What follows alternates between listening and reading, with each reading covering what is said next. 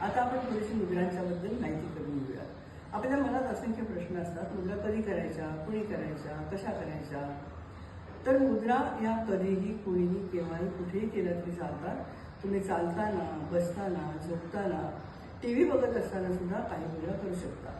परंतु काही मुद्रांच्यासाठी मात्र म्हणजे जशी ध्यान मुद्रा आहे जी आपण मेडिटेशनसाठी वापरतो, तिच्यासाठी मात्र आपल्याला शांततेची डोळे बंद करून एकाग्र दृष्टी ठेवून आपल्याला या मुद्रा करायच्या असतात. ज्या वेळेला आपण या मुद्रा करतो त्यावेळेला अनावश्यक दाब आपल्याला कुठेही द्यायचा नाही आहे.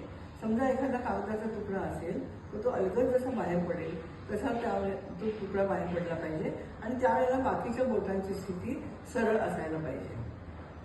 दोन्ही बोटांची स्थिती, दोन्ही हाताने आपल्याला मुद्रा करायच्या आहेत. या मुद्रा आपण आरोग्य मुद्रा म्हणून वापरतो. काही काही मुद्रांचा आपल्याला तात्काळ परिणाम दिसून येतो. काही मुद्रांसाठी मात्र आपल्याला काही वेळ द्यावा लागतो. मुद्रा करताना त्याच्यामध्ये सातत्य आणि विश्वास या दोन्ही गोष्टी आवश्यक आहे. आणि अत्यंत महत्त्वाची गोष्ट म्हणजे कोणत्याही प्रकारची औषधं आपण ह्याच्यात बंद करत नाही.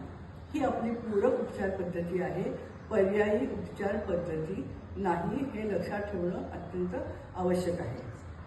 मुद्रा किती वेळ कराव्यात, त्याचा काळ काय असावा, तर काही सर्व मुद्रा सर्वसामान्यपणे आपण 45 मिनिटं करत असतो. एका वेळेला 45 मिनिटं करणं शक्य नसतं कारण आपल्या बोटांमध्ये ताकद नसते.